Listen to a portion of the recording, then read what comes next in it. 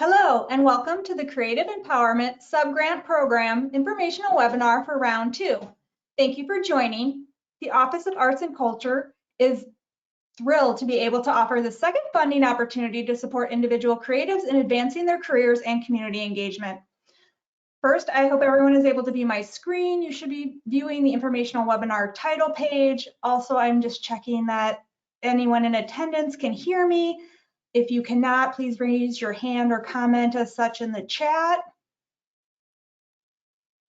All right, it looks like everything seems to be in working order, so thank you again for being here with me today. I'm Laura Merrick, the Communications and Grants Administration Assistant in the City of Dubuque's Office of Arts and Cultural Affairs.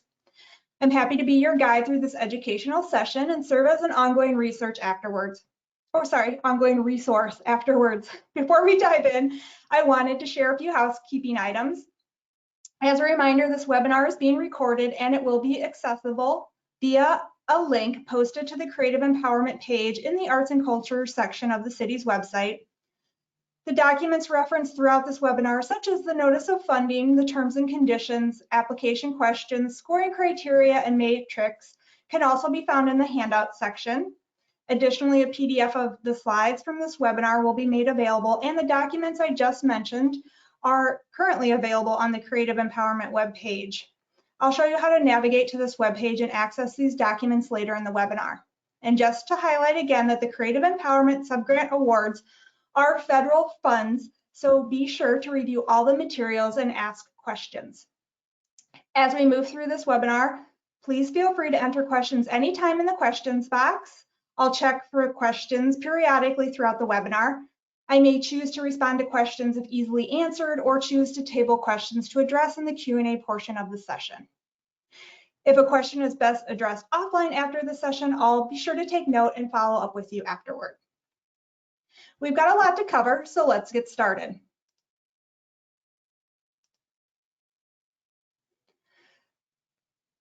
So now we're looking at the webinar agenda. These are the topics we'll be touching on throughout the webinar. We'll be reviewing the purpose of this opportunity and important dates. We'll go over eligibility requirements, talk about funding guidelines, hit on the rating categories and criteria, highlight key steps in the application process, touch on notable review and awards processes, and I'll be sharing helpful contacts and resources. We'll wrap up with the Q&A period. Again, please post questions as they come up in the questions box. So here we go on to the purpose and important dates. For those of you that aren't familiar with the NEA source of funds for this opportunity, and as a refresher for others, on November 18th, 2021, the City of Dubuque's Office of Arts and Cultural Affairs announced receipt of a $500,000 award from the National Endowments for the Arts Local Arts Agency Subgranting Program supported by the American Rescue Plan Act to help the arts sector recover from the pandemic. The awarding funding was allocated into two funding programs. The first is the Arts Operating Recovery Subgrant Program. $435,000 of the award was directed to this program that supports the arts operations of eligible local nonprofit organizations in saving jobs, funding operations and facilities, health and safety supplies, and marketing and promotional efforts to encourage attendance and participation. With the addition of city ARPA funds, we were able to fully fund all requests received by eligible organizations that applied to the Arts Operating Recovery Subgrant Program, awarding $497,774,000 to 22 local nonprofit organizations. The second is the Creative Empowerment Subgrant Program and the focus of today's webinar. This is a one-time limited funding opportunity, again made possible through the National Endowment for the Arts via American Rescue Plan Act resources. Originally, $15,000 of the NEA award was directed to funding for the creation of the Creative Empowerment Subgrant Program to support individual creatives in art-based projects that further their careers and deepen their community engagement. However, after the high interest generated in this program in round one, we were able to reallocate $12,000 of underutilized funds and other line items of the NEA award to the Creative Empowerment Subgrant Program. This brings the total funds to be dispersed across both rounds to $27,000. $19,881 has been awarded in round one, leaving $7,000 and some change for round two. The City of Dubuque is serving as the local arts agency to subgrant the federally awarded funds. The Creative Empowerment Subgrant Program aims to award funds to individual creatives working in artistic disciplines related to the visual arts, dance, music, theater, literature, or media, multimedia, residing within Dubuque city limits to aid in the production of tangible, public-facing, arts-based projects that further their career and deepen their community engagement. For the purposes of this opportunity, creatives are defined as artists, curators, arts administrators, producers, presenters, etc.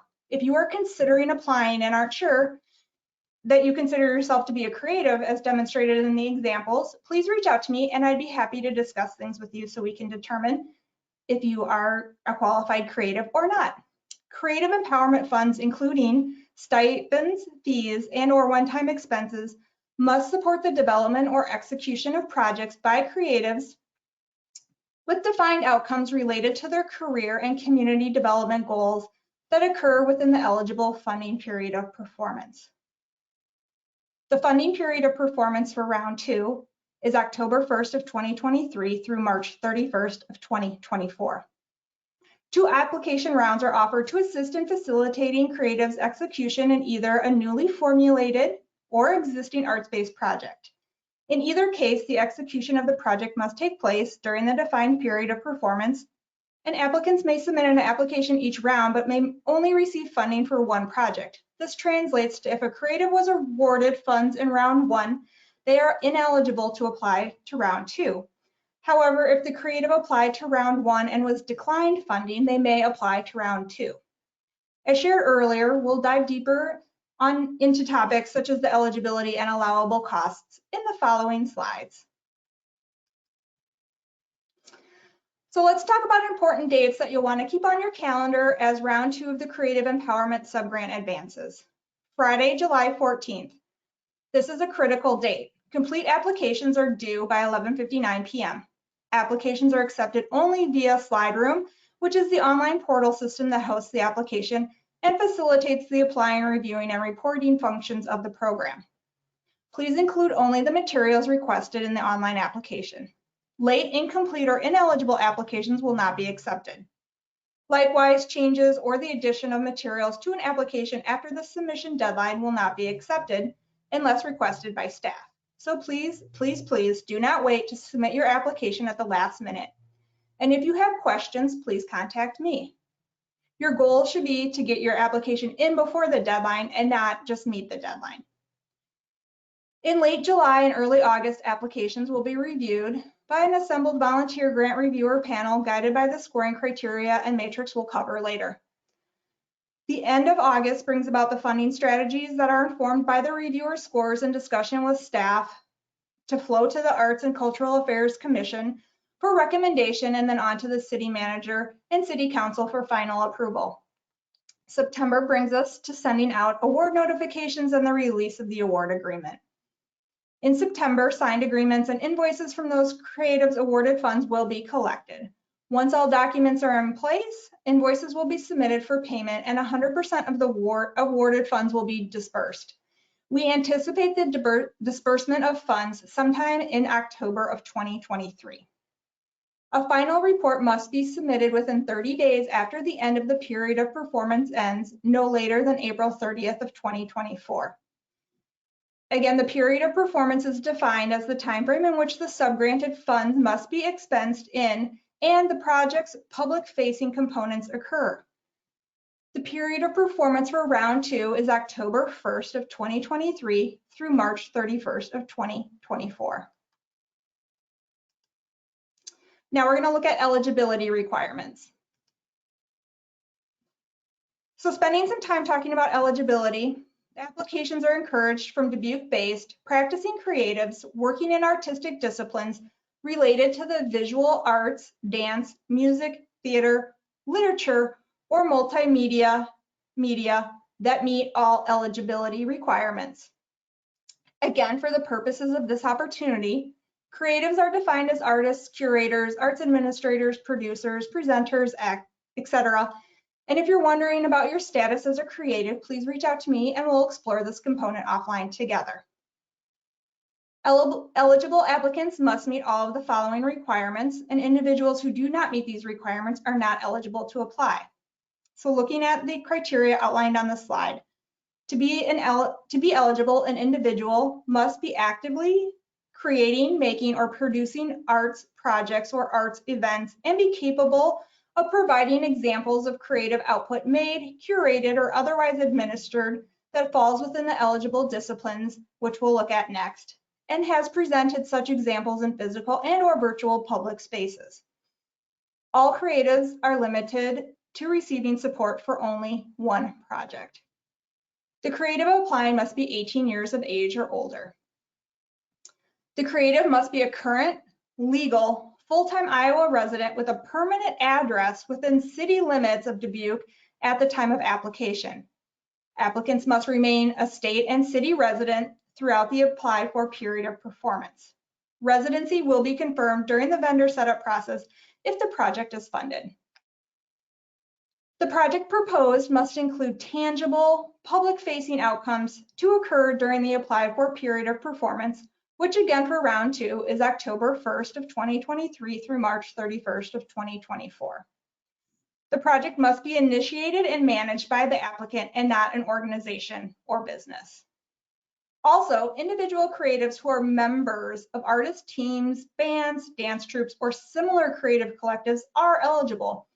However, the application must be submitted by a single individual on behalf of the group with their individual role in the project proposal clearly stated. As the individual submitting the application will be the one that's legally obligated to the terms of the agreement. Groups will be limited to one funding request. So let's take a few moments and go over the eligible disciplines and project types. This opportunity has outlined eligible disciplines that creatives and their work must align with.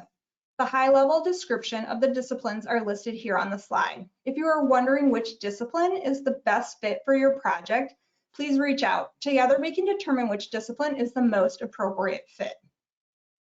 As mentioned, projects must include a tangible public outcome, meaning that the project must have a public-facing component that supports the social and cultural vibrancy of Dubuque as it recovers from the economic and social impacts of COVID-19. Public benefit can be achieved through examples such as, but not limited to, performances, presentations, exhibitions, workshops, trainings, creation, co-creation of artwork, or research in combination with any of the outcomes above. To assist in envisioning what the tangible outcomes components could look like, I'm going to share a few examples. So a visual artist requests funds to purchase supplies and materials and pays themselves to offer a free painting workshop at a senior living facility. The work produced will be displayed alongside the artist's work in a public venue. A dancer requests funds to pay themselves to provide free dance workshops for an after-school teen program. The project includes working with teens to choreograph a new dance piece that will be performed at a public event. An individual member of a band requests funds to record and market the release of a new album. As part of the recording process, the band offers virtual or in-person trainings on songwriting, song mixing, or other processes related to making an album. Again, the examples I share are just that. They're examples and are being provided to help you identify what your project needs to achieve and not per se define it. Finally, to wrap up the eligibility section, let's review some of the federal eligibility requirements. So applicants receiving American Rescue Plan funds from other sources may apply only for allowable costs not already covered by other federal funds. In other words, the proposed expenses and expenditure timeline indicated in your application may not overlap with any other American Rescue Plan or federal funds provided by an agency other than the City of Dubuque. All applicants must verify that they are not excluded or disqualified from doing business with the federal government. Each applicant will be required to complete a self-certification that participants in the award are not disbarred, suspended, or have any other exclusions or disqualifications. You can access the self-certification from the link in the slide. There's also a link provided in the notice of funding to the site where the self-certification can be performed. Lastly, applicants must agree to abide by the NEA's non-discrimination, environmental and preservation, and other national policies. All of the applicable policies can be found in Appendix C document. The Appendix C document is included in the handouts. Also, there is a link to Appendix C on the Creative Empowerment webpage on the city's website and in the notice of funding.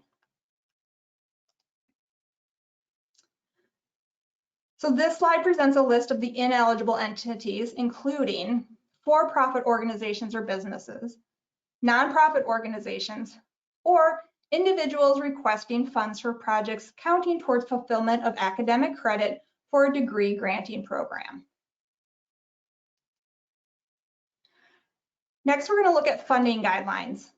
So we're moving on to what you need to know about funding guidelines. Awards will be distributed in a way to ensure funds are available for each round. So total funds to be distributed in round 2 is $7,119. The minimum request is $500 and the maximum request is $2,000. There's no match required. Funds only cover allowable expenses incurred during the period of performance. So again, for round 2, this is October 1 of 2023 through March 31st of 2024. As we touched on earlier, creative empowerment funds can be applied for at 2 different times to align with 2 independent yet overlapping periods of performance. Round 1 is closed, and round 2 is what is open now, and it's open for consideration of projects that will occur between October 1st of 2023 through March 31st, 2024. The application deadline is July 14th of 2023. This opportunity is competitive, so funding levels will be impacted by the number of eligible applicants and how applications score. While applicants may request the maximum award amount, final awards may be less than requested, and applications with the lowest scores may not be recommended for funding. All right, let's focus on the important topic of allowable costs under the Creative Empowerment Subgrant Program. Funds, including stipends or fees and/or one-time expenses, must support the development or execution of projects by creatives with defined outcomes related to career and community development, community and development goals that occur within the eligible funding period of performance.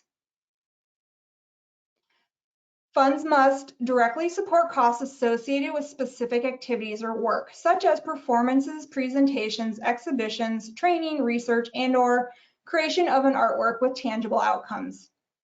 Note that in relation to costs associated with work, this is considered a stipend to the artist for the work undertaken and completed.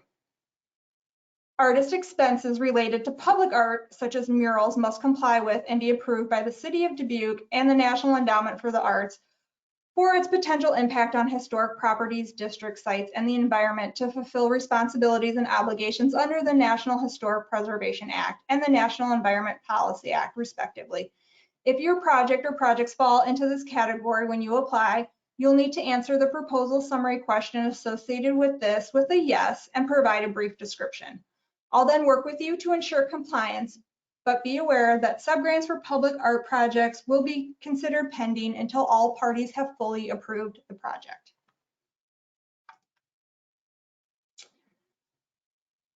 All right, allowable costs are limited to costs that fall into one or more of these outlined cost categories and are costs directly incurred by the project proposed in the application. These are the only cost categories for which funds may be requested. So we have artist time. This is cost of the applicant's artist's time based on the typical hourly rate and estimated number of hours needed to implement the project activities.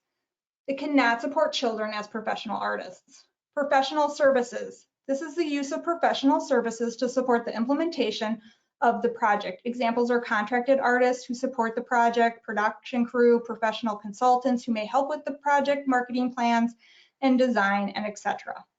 Fees are the fees that are associated with participation in classes, training, workshop, and other project-specific professional development activities. Note that classes and trainings that result in credits towards a degree are not eligible. Materials and supplies. So project-specific expenses for materials or supplies needed to complete the work for an exhibition, performance, presentation, etc., as described in the application are allowable. And such examples are paint, canvases, paper, materials for costume creation, film, CDs, and so forth. Production expenses. So project-specific costs related to the short-term rental of equipment and/or venue rental, such as rehearsal, studio, or performance space. Note that the costs for home studios workspace are not permitted. Health and safety supplies. These are costs associated with COVID-related measures to ensure the health and safety of participants. So we're talking about, for example, personal protective equipment, cleaning supplies, hand sanitizers, and so on. Marketing and promotion. So these are costs related to the marketing and promotion of the project. Examples can be printing costs for flyers and brochures, paid advertisements on social media, and so on. And travel. So these are costs related to travel necessary to the project. So for example, if you're resourcing specific supplies or attending training to execute the project, these would be eligible travel costs. If you have any specific questions related to allowable costs or allowable cost categories, please reach out to me. I'm happy to discuss and work through them with you. In accordance with federal guidelines, ARPA-funded subgrants to creatives must support specific activities or work. Expenses that fall outside the identified eligible expenses for the project as outlined in the previous slide may not be included as part of the request. Applicants that include ineligible expenses in the subgrant request will be considered ineligible. Ineligible expenses and activities include, but are not limited to, the expenses outlined on this slide. This is a fairly comprehensive list of unallowable costs. Please review and familiarize yourself with it, as knowing what costs are not allowable will be helpful as you consider which project expenses to request funds for. All right, we're on to the scoring categories and criteria. So all applications are initially assembled and scrutinized for eligibility and completeness. Applications that pass the screening are then assigned to trained volunteer reviewers. Reviewers will use the matrix as the guide to scoring all creative empowerment applications. Each category has criteria and corresponding point values to ensure a fair review process, and the scoring criteria matrix is based on a 15-point weighted scale. The information shown here is not part of the application. It is for informational purposes only. However, it is highly encouraged that as responses to the application questions are being crafted and work samples selected, that the information presented in the scoring criteria and matrix document are kept in mind to create a strong application. Additionally, please be aware that reviewers are not necessarily acquainted with you, your work, or the Dubuque community. So be conscientious in your responses, be descriptive, and try to avoid including specific jargon or using acronyms without first defining them. When it comes to the scoring of the applications, they are assessed in 5 categories that are outlined on this slide. First is the creative profile. This category is to assess the creative's qualifications. Next is artistic excellence. What is reviewed here is the quality of the creative work and the capacity to execute the proposed project. Statement of need, artistic merit, and feasibility are the next category. In this category, we're looking to see if a clear case is made for the need as the project applies to career development and constructive community impacts, tangible outcomes, and the ability to produce the project. Next, we have the diversity, equity, inclusion, and accessibility, also known as DEIA. This category takes the assessment into consideration the incorporation of DEIA into the project to deliver an accessible project to underserved populations. And the last category is fiscal competence. This category looks at the completeness of the budget, including if the funds requested fall within the guidelines. Each category has a max of 3 points. Total points are determined on a scale of 1 being the lowest to 3 the highest, on which the reviewer will rate responses. Applications are scored on their individual merit, and scores are not necessarily a reflection or evaluation of the creative and their work overall, but rather an assessment of how well the responses pointedly address the application questions and the applicant's ability to convey to the reviewer a complete and informed picture in support of the ask. While points are defined per scoring category in general, 1 equals unsatisfactory or lacking, 2 equals meeting or moderately addressing, and 3 equals exceeding or strongly supporting. Additionally, I wanted to point out that applications will be scored on a weighted scale. Applications must be reviewed for artistic merit and artistic excellence as the requirement from the National Endowment for the Arts. To recognize this, both artistic categories carry more weight than the other categories.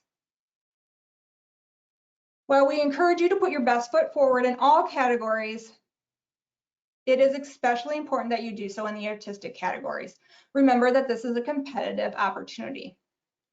So we're going to next look at the rating criteria in each of the scoring categories, and I'm going to move through these pretty quickly as all this information is provided in the accessible scoring criteria matrix document, and we have a lot more content to touch on. So the first category, as we mentioned in the previous slide that we're looking at, is the creative profile, and I'm going to point out various elements that we will touch on for each category. So the weight assigned is 20%. And the question in the application proposal narrative section that directly aligns with this category are question 1 and 2. So question 1 is to describe the applicant's creative work and career to date, including types of artwork, art projects, or art events created, including concept and goal of your creative efforts. 2, noticeable achievements in creative career or practice. And 3, how the public typically engages with or has access to your creative output. In looking at question 2, it's the resume or CV that highlights your creative work and your most recent or most significant exhibitions, presentations, awards, educational achievements, and so on. So next we have the reviewer prompt. For this category, it's the qualifications and preparedness of the applicant as demonstrated by their creative profile, which is question 1, and the strength of resume or CV, which is question 2. So in the matrix section, you'll see that the points and the evaluation criteria for each point is listed below. Again, reviewers will utilize the prompts as a guide to inform their scoring. In the matrix, each row represents the scoring criteria for the prompt question or questions. I'll give you an example of how this all comes together. Reviewers will assess the applicant's narrative for question 1 and the submitted resume or CV for question 2, and they'll record a score to which evaluation criteria the information provided best demonstrates the applicant's qualifications and preparedness to execute the project. So if I'm applying and I'm aiming to score high, say a 3 in this category, as I'm preparing my responses and application materials, I'm going to keep in mind that I want to do my best to demonstrate active career output with exceptional capabilities in concept and execution. And I want to clearly show a record of career progress through relevant achievements or deliberate efforts to make work accessible to the public. Writing to the evaluation criteria doesn't guarantee that that is the score your application will receive, but rather think of utilizing the scoring criteria as a tool to put forward the most robust application you can. As remember, this is a competitive opportunity, so there's the possibility that not all projects may get funded.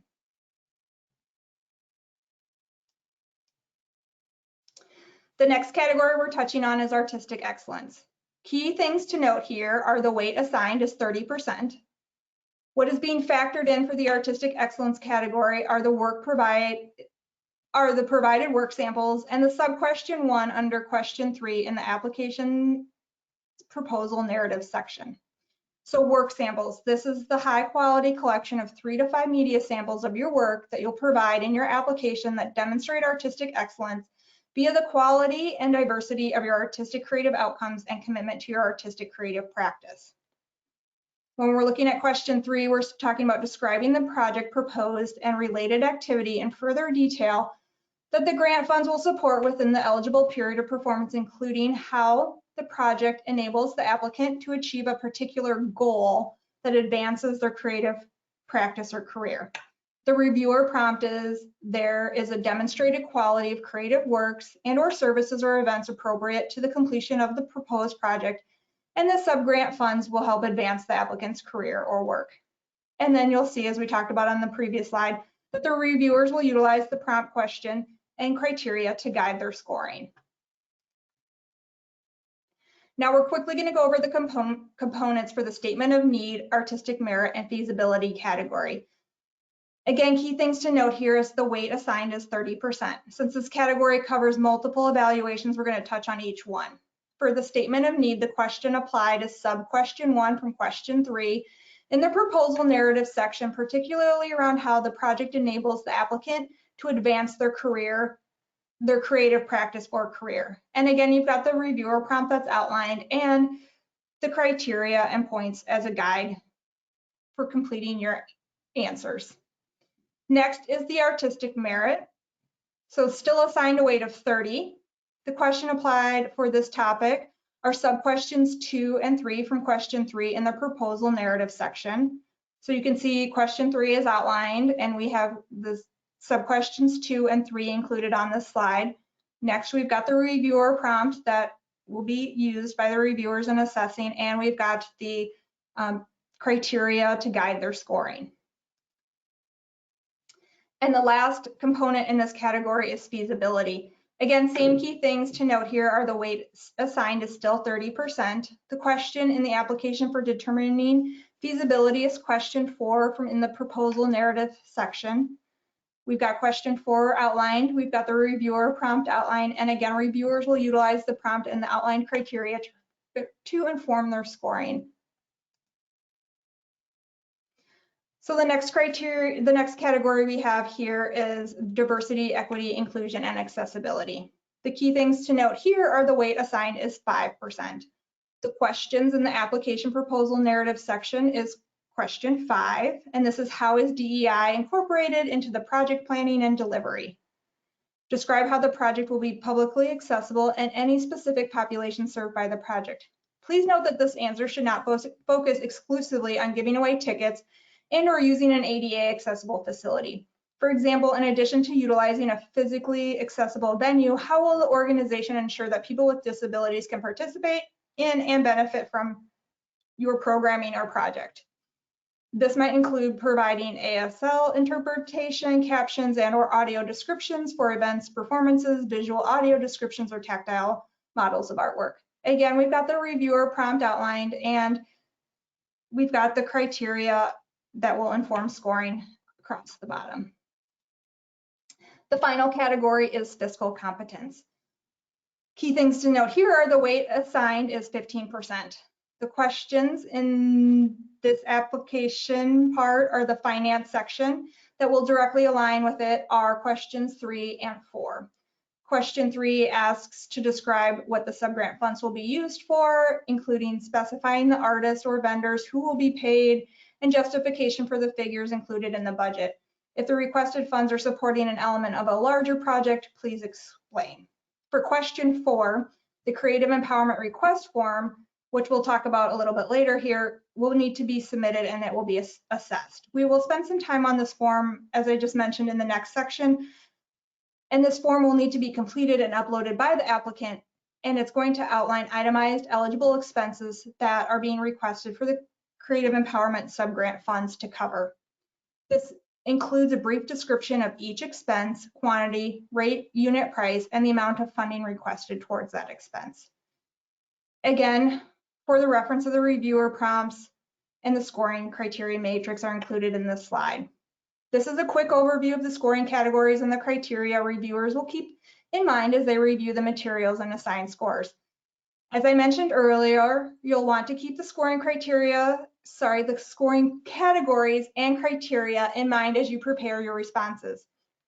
Writing to the evaluation criteria doesn't guarantee that that is the score your application will receive, but rather think of it as utilizing the scoring criteria as a tool, again, to put forward the most robust application you can. Remember that this is a competitive opportunity, and so not all projects may get funded. Next, we're going to look at application overview and steps. So we understand that the application process can be an undertaking and maybe even a bit intimidating, but we want to assure you that you can do this and we are here to help you. So in this slide and the following slides, we'll share some important details, tips, application insights, and how to get support and help streamline the process. We hit on a number of these points earlier in the webinar, but I feel it is important to revisit them. Applications must be submitted no later than 11:59 p.m. on Friday, July 14th of 2023. This is strictly enforced. Applications must be submitted online via SlideRoom at the City of Dubuque SlideRoom account. And you'll need to create a SlideRoom account if you don't already have one, and accounts and submissions are free. Late, incomplete, or ineligible applications will not be accepted. Likewise, changes or the addition of materials to an application after the submission deadline will not be accepted unless requested by city staff. The applicant, not city staff, is solely responsible for the content and timely submission of the subgrant. As the Creative Empowerment Subgrant Awards are federal funds, applicants must be prepared to comply with the flow-down federal regulations and policy requirements as outlined by the Notice of Funding and Appendix C. Both of these documents are available in the handout section and are on the Creative Empowerment website of the City of Dubuque's website. They're on the Creative Empowerment webpage on the City of Dubuque's website. So please carefully review the eligibility, allowable costs, reporting requirements, and terms and conditions before completing the application. Here are a few tips and tricks that we think are helpful. There's a downloadable PDF of the application questions, and it's available on the City of Dubuque's Arts and Grants webpage, on the Creative Empowerment webpage, as well as a preview is available on SlideRoom once you click on the application link and in the handout section. Answers are assigned character counts, which includes spaces. So log into SlideRoom and start an application to see the character count assigned to individual questions. This will help you prepare your answers and ensure that you're not submitting responses that are cut off because you are over the character count or are flagged for not being complete answers. Please attach only the requested attachments, being mindful of requested document length. Keep the artistic excellence and artistic merit, as well as community outcomes and impact of your project front and center. So accommodations or questions, as we are committed to making our programs and services accessible to everyone, please reach out to me to request any form of accommodation. My contact information is listed here. I'm only in this role part-time, but I try to be as accessible as possible. So reach out to me, and if I'm not immediately available, please know that I will follow up with you as soon as I can.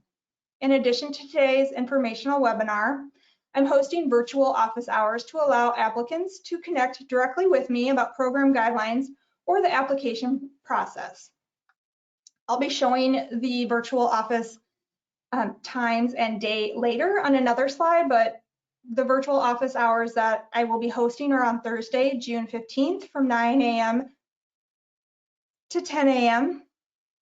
Tuesday, June 20th. Oh, I'm sorry, that's Thursday, June 15th.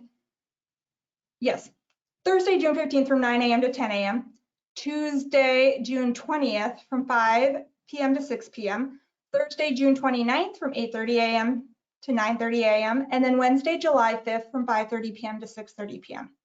The virtual office days and times are listed on an upcoming slide for your reference and are also listed on the Creative Empowerment Subgrant Overview webpage.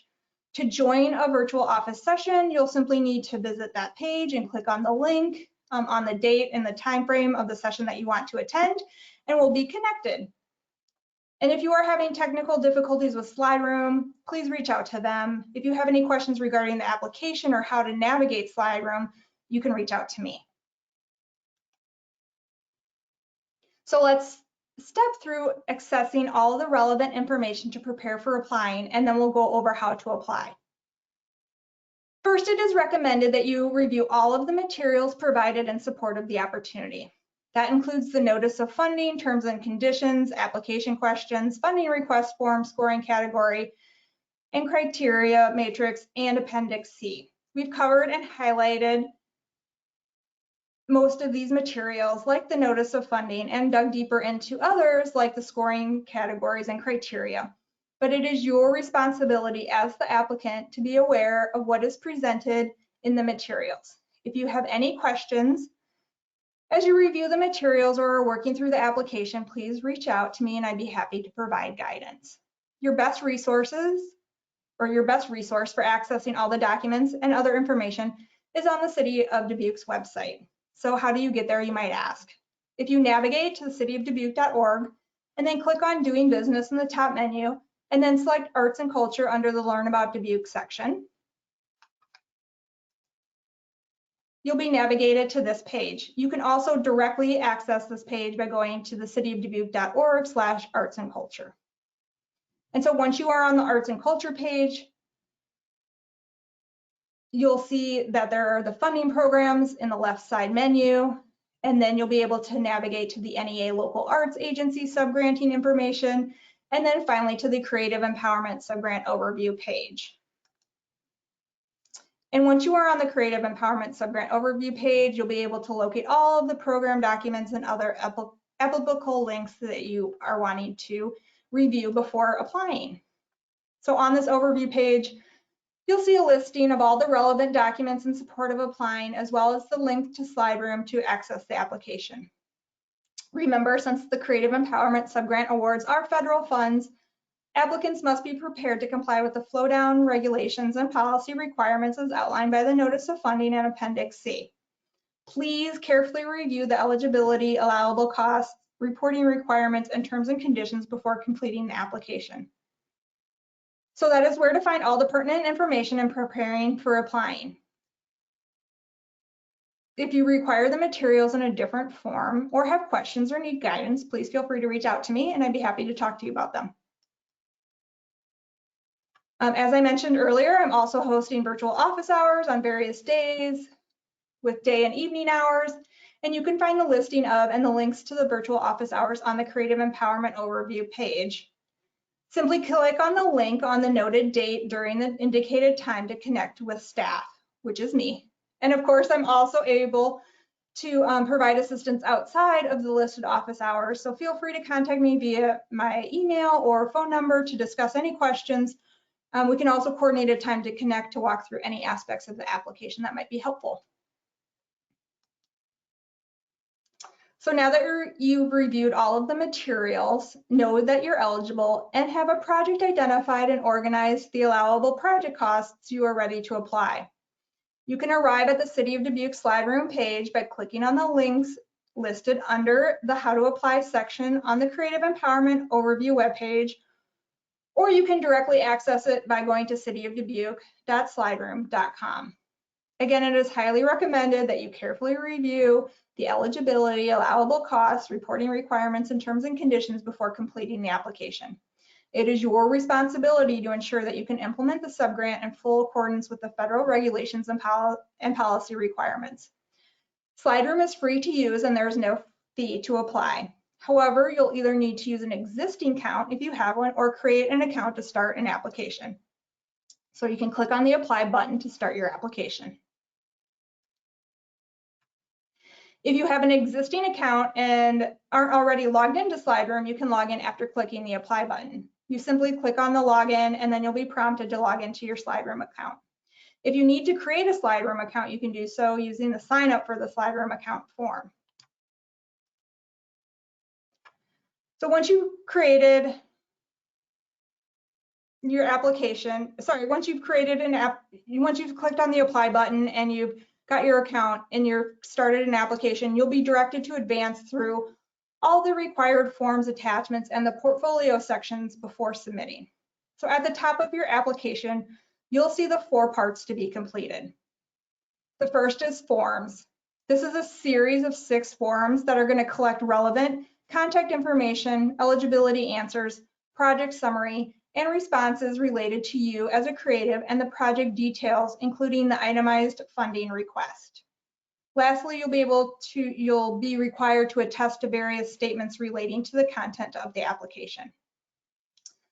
The second part is attachments. You can provide up to 3 attachments, and attachments are optional and are recommended to include in this section to support conveying professionalism and/or community impact not addressed in the application. Examples of supplemental materials that you would attach in this attachment section might include audience surveys, letters of support, Again, adding attachments is optional and at your discretion as to whether or not including additional materials strengthens your application. The third part is media. This is where you'll upload the required samples of your work. 3 samples are required, but you can add up to 5. You are instructed to provide a high quality media sample collection of 3 to 5 media pieces of your work that demonstrates artistic excellence via the quality and diversity of your artistic creative outcomes and commitment to your artistic creative practice. Samples can be photographs, video, performances, etc. These items may be used by the city for promotional purposes. Therefore, it is understood that appropriate releases have been secured in providing these items and the copyright is waived. If credit is required for any of the uploaded items, please provide that in the media description. Please ensure that the appropriate viewing permissions are given. Lastly, several options can be found online if you need to reduce your file size. I've shared here in this slide the allowed media types and file size limits for your reference.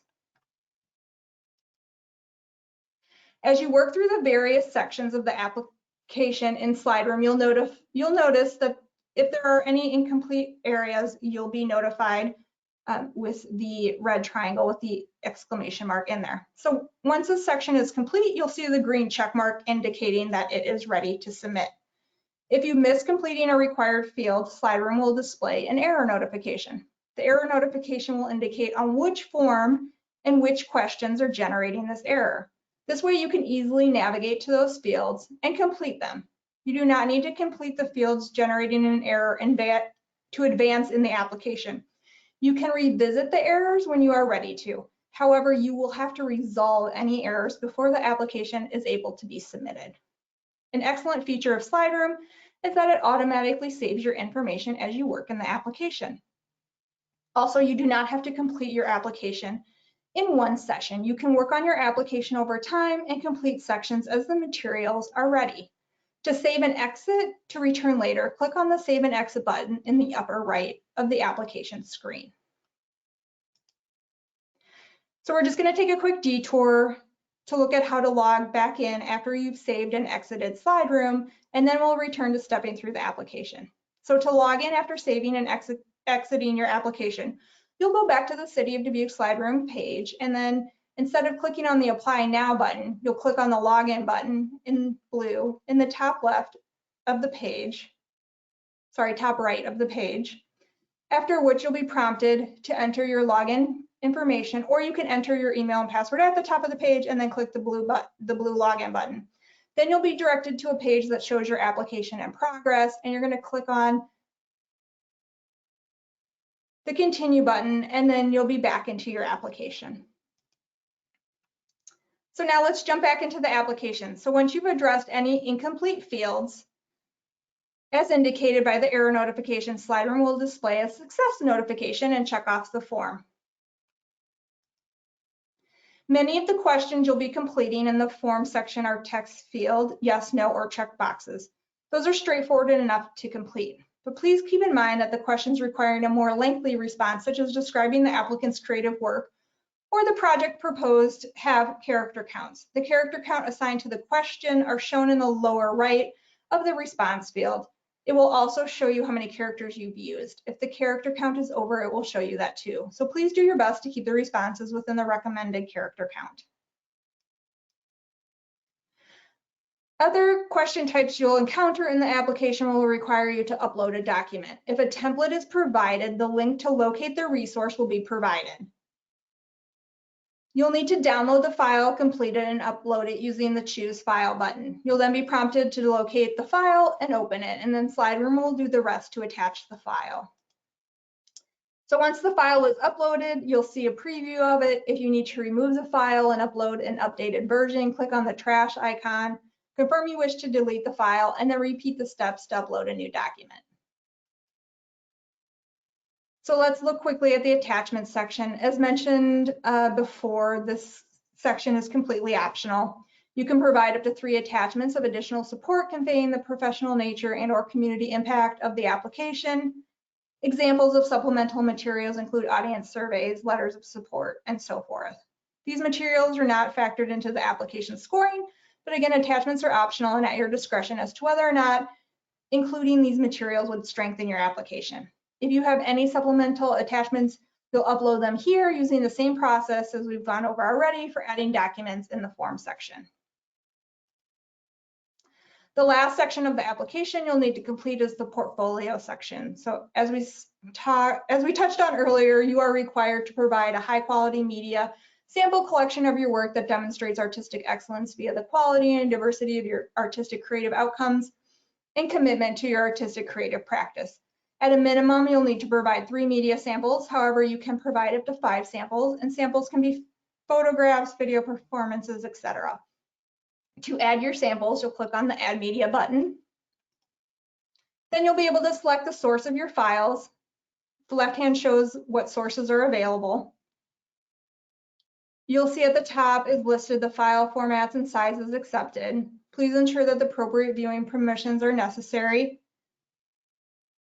given on any samples that you are uploading or linking to. In this example, I've selected to upload 3 images. You'll see that after I selected them and uploaded them, SlideRoom shows a listing of the files that have been added to the application. If you need to delete a sample or remove it, click on the file name, and then this will open in another window, and you can select the delete button and in that window to remove the sample. Then you'll be able to attach another sample if you desire by following the same process we just went over to add media. When you are ready to move on from attaching samples, click on the Continue to Label Media button. In the Label Media window, you can edit the title of the sample if you need to and add any additional details. If credit is required for any of the uploaded items, please provide that in the Additional Details field. Then click Save, Done, or Continue to the next file, depending on what actions you are needing to perform. Once you've completed adding all of your samples and making any other edits to title or additional details, you'll return to the main portfolio page. I recommend reviewing this page to verify that all the samples you've added are displaying. As with most sections in SlideRoom, you can revisit the portfolio section to modify any of your samples at any time. However, once your application is submitted, you will no longer be able to make changes. Once you see the green check marks across the board, you'll know you've addressed all the required components in order to submit your application. Even though SlideRoom is indicating that your application is complete, I advise and recommend that you review your entire application before submitting to ensure that your application reflects all the right responses and that the appropriate documents are included. Again, your application will not be available to you after it is submitted. So after verifying everything is as you want it, go ahead and click on the Submit Application button. And ta-da, you will receive a success notification congratulating you on successfully submitting your application. As part of the application, you will be asked to prepare and submit the Creative Empowerment Request Form. This is a financial worksheet that identifies the budget and individual costs associated with the project identified in your application and the amount of funds requested. To begin filling out the worksheet, you are asked to enter the name of the applicant. This should match the name of the applicant. You've got your proposal title, and this should match the title used in the application. Next is the date range of fund utilization. This is indicating the date range within the period of performance. And as this application is for round 2, the period of performance entered will be October 1st of 2023 through March 31st, 2024. Next, you'll need to complete the itemized cost category request section of the Creative Empowerment Request Form. This section is basically an organized breakdown of your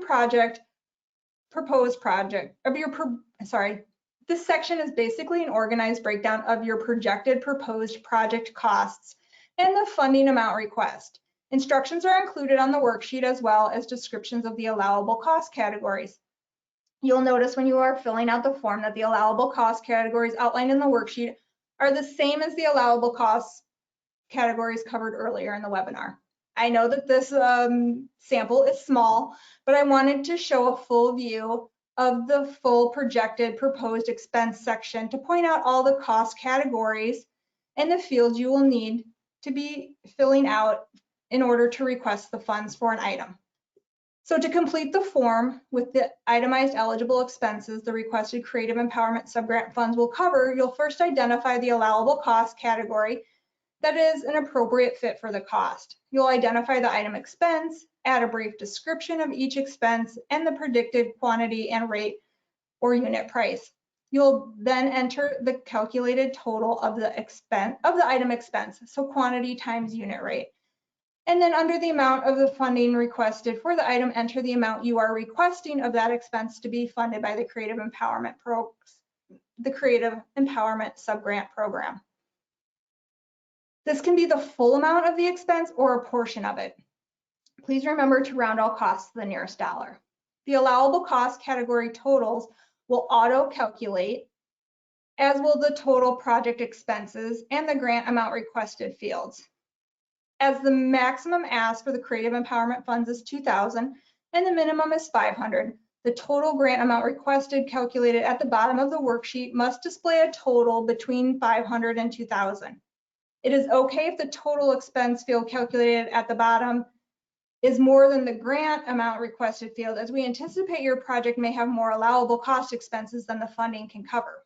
We also understand that the allowable costs are perhaps not the entire cost of your project, so please don't think that every cost associated with your project needs to be listed here, or your project is limited to only these allowable cost categories.